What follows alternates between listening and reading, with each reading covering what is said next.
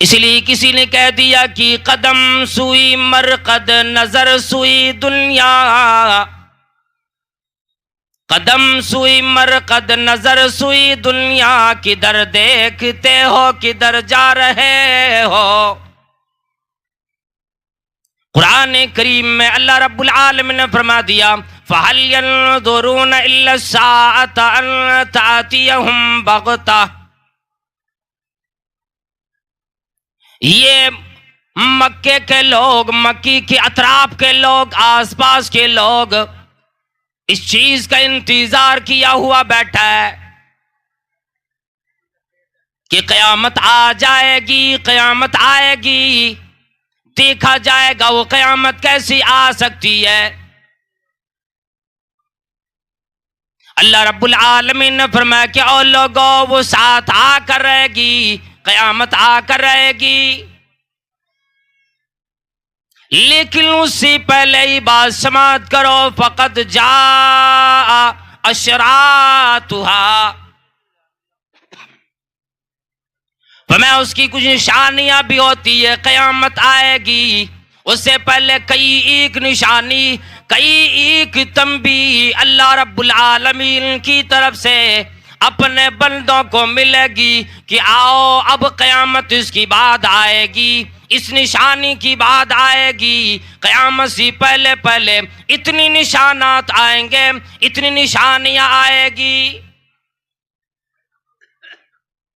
अकलमंदी शूरमंदी की बात तो ये होगी, तैयारी आज करो कल क़यामत की, कल आने की फिक्र करो, कल क़यामत की दिन हिसाबो किताब की फिक्र करो। फ़अन्ना इदा जाअतहुम ज़िक्राहुम, अल्लाह रब्बुल आलमीन ने फरमाया ये लोग जो इंतज़ार किए बैठा है क़यामत आ जाएगी, देखा जाएगा। और लोगों ये सुनो, जब क़यामत आ जाएगी किसी को फिर नसीहत हासिल करना काम नहीं आएगा। कई लोग ये सोचते हैं कि अगर मौत के आसार जाहिर हो जाएंगे मैं उस वक़्त तौबा कर लूंगा, उस वक़्त अल्लाह को मनाने की फिक्र कर लूंगा, उस वक़्त मैं गुनाहों से मुड़ जाऊंगा, गुनाहों से इस्तिग़फ़ार अल्लाह तबारक व तआला की मांग लूंगा। लेकिन अल्लाह रब्बुल आलमीन ने फरमाया ओ लोगों, जब वो क़यामत आ जाएगी कोई नसीहत हासिल करना, तौबा करना भी काम नहीं आ सकता। इसलिए कि अल्लाह रब्बुल आलमीन ने पहले ही फरमा दिया कि ओ लोगों, आज की दिन जो तुम इतने दूर देखते हो क़यामत कब आएगी। अल्लाह रब्बुल आलमीन ने फरमाया इन्नहुम यरौनहु बईदन व नराहु करीबा। इन्हें क्या मालूम, ये जानता नहीं, इन चीज़ों के बारे में इनको इल्म नहीं है, शऊर भी नहीं है, कितना हौलनाक चीज़ आएगी, कितने ज़्यादा बदहवास कर देने वाली वो शय आएगी। इन्नहुम यरौनहु बईदन, ये लोग समझता है अभी दिल्ली दूर है, अभी हमसे क़यामत नहीं टकराएगी। और मैं इन चीज को व नराहु करीबा, मैं उन चीजों को करीब देखता हूं। फरमा आदम अलैहिस्सलाम की कौम तो कह सकती थी क़यामत देर से आएगी, नूह अलैहिस्सलाम की कौम अगर ये कहती कोई बड़ी बात नहीं क़यामत देर से आएगी, इदरीस अलैहिस्सलाम की कौम अगर बोलती क़यामत देर से आएगी, यूशुआ अलैहिस्सलाम की कौम अगर ये बोलती क़यामत देर से आएगी, एक बात होती, ऐ उम्मती मोहम्मद के लोगों, ऐ उम्मती मोहम्मद, तुम्हें क्या ये ज़ेब देता है कि नबी करीम सल्लल्लाहु अलैहि वसल्लम दुनिया में आ गए, आखिरी पैगंबर बन के आए, फिर भी इंतजार में बैठे हो क़यामत कब आएगी। अल्लाह रब्बुल आलमीन नबी करीम सल्लल्लाहु अलैहि वसल्लम की पैदाइश को क़यामत की एक निशानी बतलाया। इसलिए कि नबी करीम सल्लल्लाहु ताला अलैहि वसल्लम के बाद अब कोई पैगंबर कोई नबी आने वाला नहीं, इल्ला कि ईसा अलैहिस्सलाम आखिरी ज़माने में फिर आसमान से एक बार उतरेंगे, लेकिन उम्मत मोहम्मद बन के उतरेंगे और नबी करीम सल्लल्लाहु ताला अलैहि वसल्लम के शरीयत के मुताबिक अमल करेंगे। खुद इमामुल अंबिया जनाब मोहम्मद रसूलुल्लाह सल्लल्लाहु ताला अलैहि वसल्लम ने तमाम सहाबाए किराम से फरमा दिया, बुइस्तु अना वस्साअतु कहातैन,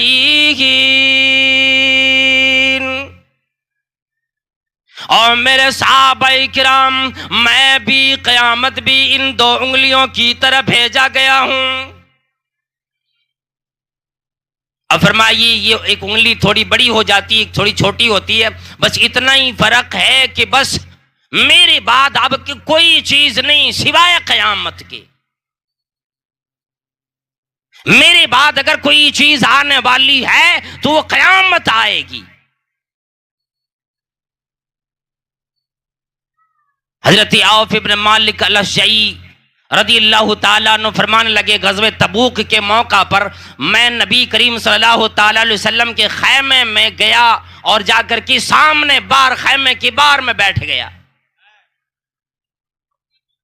खैमा लगा हुआ था, चमड़े का खैमा लगा, और मैं उसके बाहर ही बैठ गया। नबी अलैहिस्सलातु वस्सलाम ने फरमाया कि अंदर तशरीफ ले आओ। वो अंदर चले गए। फिर नबी करीम सल्लल्लाहु ताला अलैहि वसल्लम ने फरमाया कि ऐ औफ इब्न मालिक, क़यामत आएगी उससे पहले मैं तुम्हें ये बतला दूं, 6 निशानियां शुमार कर लेना। क़यामत से पहले पहली 6 चीजें जरूर आएगी। ये तो कई एक निशानियां हैं, लेकिन इस हदीस के अंदर जनाब मदनी करीम सल्लल्लाहु ताला अलैहि वसल्लम ने 6 निशानियां क़यामत के आने से पहले पहले बयान फरमाए, और फरमाया कि जब ये निशानियां आ जाएं फिर अब ये सोच लेना क़यामत अब आए कि तब आई। फरमाया उदुद सित्तन बैन यदै सा, ऐ औफ इब्न मालिक, क़यामत की आने से पहले पहले ये 6 निशानियां शुमार कर लो, 6 निशानियां गिनो। और अल्लाह रब्बुल आलमीन ने, जो मैंने अभी सूरह मोहम्मद पढ़ा, सूरह मोहम्मद की जो आयत मैंने एक पढ़ी है, उसके अंदर अल्लाह तबारक व तआला ने फरमाया फ़क़द जाअ अशरातुहा, इसकी कुछ निशानियां आ भी चुकी। अब ये नहीं है कि अब आने वाली है, कुछ बाकी है। और अक्सर निशानियां जो नबी करीम सल्लल्लाहु अलैहि वसल्लम ने बतलाए या कुरान करीम के अंदर जो जिक्र है, वो अक्सर निशानियां भी आ चुकी।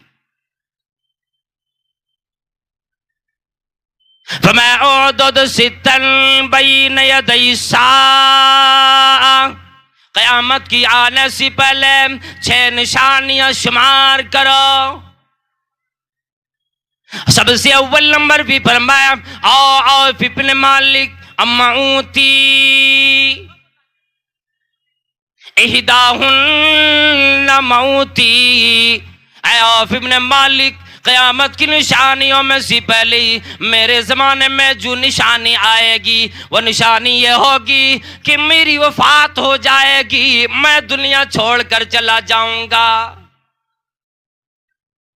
मेरी मौत आ जाना। जिस तरह की तमाम अंबिया किराम दुनिया से या के बाद दीगरे चले गए, उसी तरह से मैं भी इस दुनिया को छोड़कर एक दिन चला जाऊंगा। इसलिए औफ इब्न मालिक इहदाहुन्ना मौती, ऐ औफ इब्न मालिक, पहली इस हदीस के अंदर ये जिक्र फरमाया मेरी मौत आ जाना भी क़यामत की निशानियों में से निशानी बनेगी। नबी करीम सल्लल्लाहु ताला अलैहि वसल्लम सफर में तकरीबन 28 सफर को आप सल्लल्लाहु अलैहि वसल्लम बीमार हुए, मर्जुल मौत में मुब्तला हुए, और 12-13 दिनों के बाद या 14 दिनों के बाद आप सल्लल्लाहु अलैहि वसल्लम 12 रबीउल अव्वल को इस दारे फानी से कूच कर गए, खैराबाद कह गए। नबी करीम सल्लल्लाहु ताला अलैहि वसल्लम ने अपने ज़माने में हज़रत अबू बकर रज़ियल्लाहु ताला अन्हु को देखे 17 वक़्त की नमाज आप सल्लल्लाहु अलैहि वसल्लम की दुनिया में जब आप मौजूद थे, अबू बकर रज़ियल्लाहु ताला अन्हु ने 17 वक़्त की नमाज पढ़ाई। और बेचैनी का आलम, परेशानियों का आलम, लोगों से क्या बयान किया जाता। आप सल्लल्लाहु अलैहि वसल्लम अपने सामने पानी का प्याला रखे हुए थे और बार बार अपने दस्ते मुबारक अपना हाथ डालते, उठाकर अपने चेहरे मुबारक पर फेरा करते थे। इतनी बेचैनी, इतनी परेशानी थी। और उस आलम में अल्लाह बालो आप सल्लल्लाहु अलैहि वसल्लम ने क्या बयान फरमाया, क्या लोगों, अस्सलात अस्सलात वमा मलकत ऐमानुकुम, फरमाया आओ मेरी उम्मती के लोगों, आओ मेरी उम्मती के मर्दों औरतों, अमीरों गरीबों बादशाहों बीमारों सेहतमंदों, अस्सलात अस्सलात, फरमाया ओ लोगों किसी भी सूरत में सिवाय किसकी कि अल्लाह रब्बुल आलमीन ने जिस सूरत में, जिस शक्ल में, जिस कैफियत में नमाज को माफ फरमा दिया, उसके अलावा लोगों किसी भी वक्त नमाज को जाया न होने देना, नमाज का ख्याल रखना।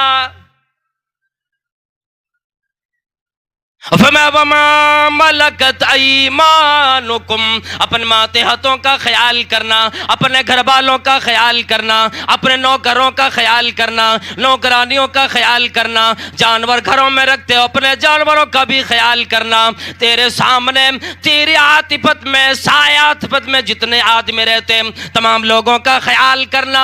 और फिर आप सल्लल्लाहु अलैहि वसल्लम फरमाने लगे, फलानतुल्लाहि अलल यहूद, यहूदियों पर, नसरानियों पर अल्लाह रब्बुल आलमीन की लानत हो। और ये उस वक़्त फरमाया जब आप सल्लल्लाहु अलैहि वसल्लम अपने आखिरी वक़्त में जाकुनी की आलम में मुब्तला थे। इतनी परेशानियों में आदमी कोई अहम बात किया करता है। यहूदियों पर जो लानत भेजी, तंबीह फरमाया अपने उम्मत के लोगों का, ऐ लोगों, लानत भेजने की वजह यह है कि इन लोगों ने अपने अपने अहबार और रुहबान बना करके, अपने अपने उलमा, अपने अपने नबियों की कब्रों को सजदा गाह बनाकर उसके सजदे करने लगे थे। और आगे दुआ फरमाने लगी, तखदू कुबूर अंबियाइहिम मसाजिदा, इन लोगों ने अपने नबियों की कब्रों को सजदा गाह बना लिया। इशारा इस तरह फरमाया किया, मेरी उम्मत के लोगों सजदी अगर करना हो रब्बी करीम की सामने, पर अल्लाह रब्बुल आलमीन के सामने किया करना। आओ मेरे कब्र पे, किसी वली की कब्र पे, किसी और की कब्र पे सजदा न करना।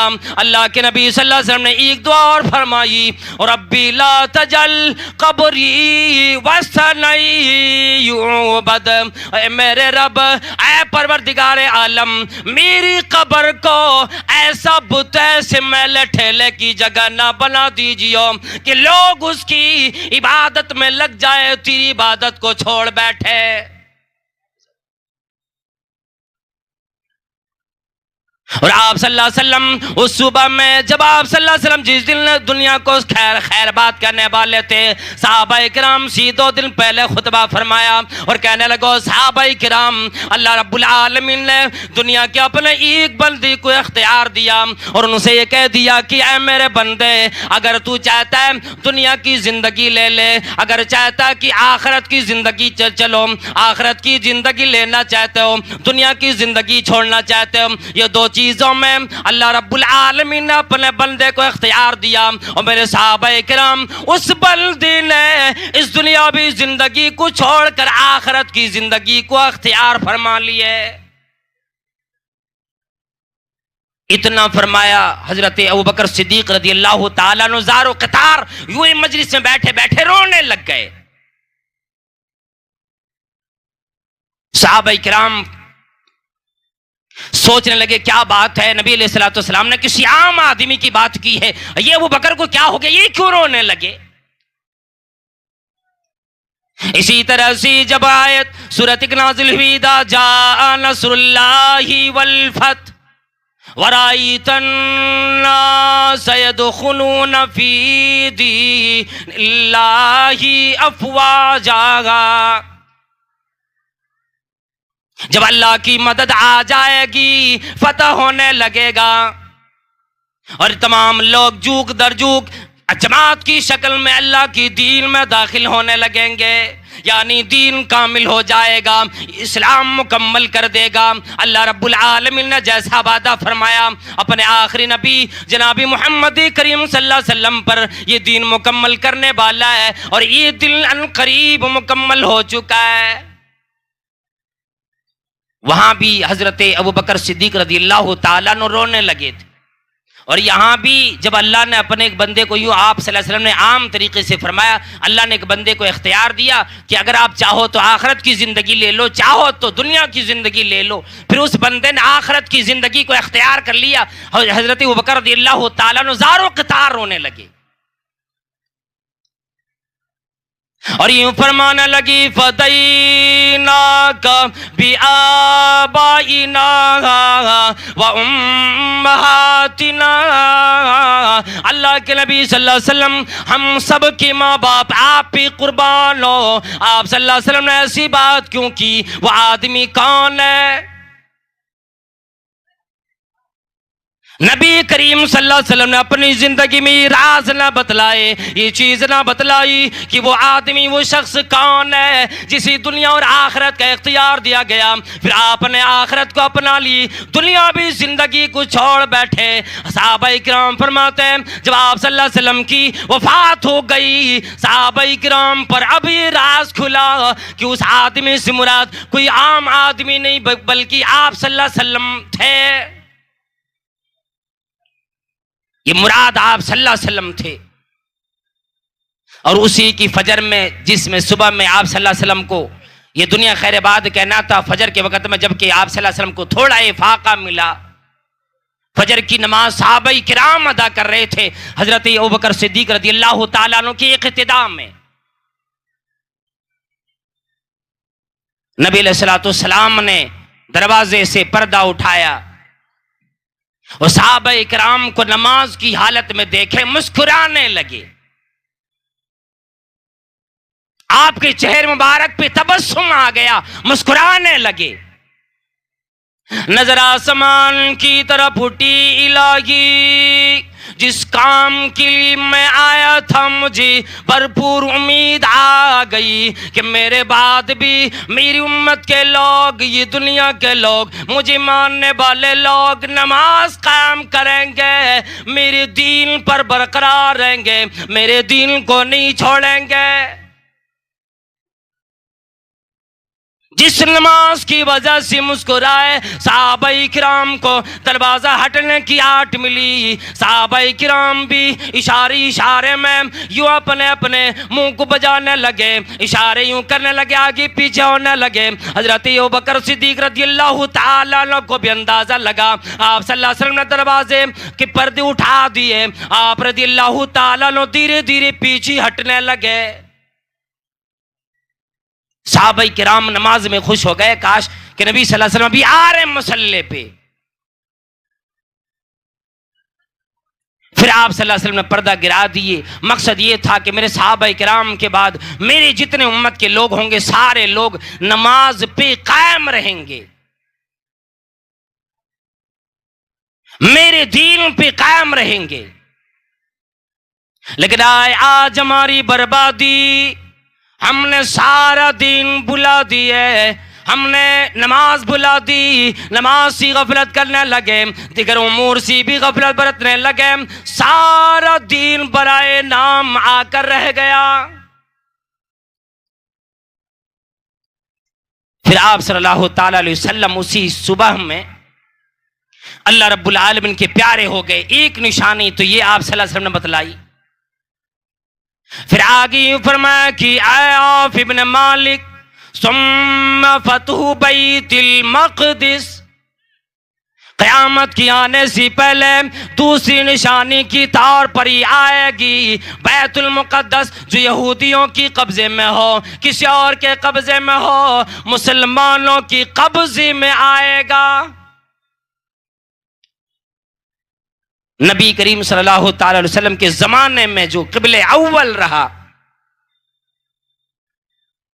मदीने जाने के बाद भी 16 या 17 महीने तक आप सल्लल्लाहु अलैहि वसल्लम ने बैतुल मुक़द्दस की तरफ चेहरा करके नमाज अदा फरमाई। वो क़िबले अव्वल जो कि दमिश्क में, फ़लस्तीन में मौजूद है,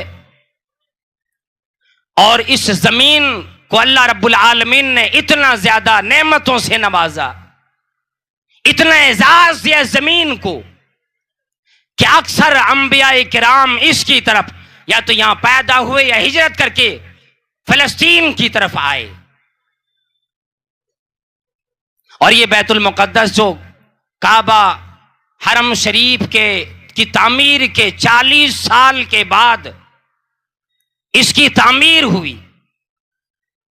और एक रिवायत के मुताबिक काबे की तामीर हज़रत इब्राहीम अलैहिस्सलाम ने और हज़रत इस्माइल अलैहिस्सलाम ने की, और उसी तरह से बैतुल मुक़द्दस की तामीर इसहाक़ अलैहिस्सलाम ने की, या उनके बेटे याकूब अलैहिस्सलाम ने की, यानी इब्राहीम अलैहिस्सलाम के पोते ने। और बाज़ फिर मुफस्सिरीन किराम और उसी तरह से मुहद्दिसीन ने और तारीख़ निगारों ने ये लिखा है कि इस बैतुल मुक़द्दस को सुलेमान अलैहिस्सलाम ने फिर बाद में इसकी तामीर की। फरमाया कि वो बैतुल मक़दिस फिर एक दिन ऐसा आएगा मुसलमानों की कब्जे में आ जाएगा।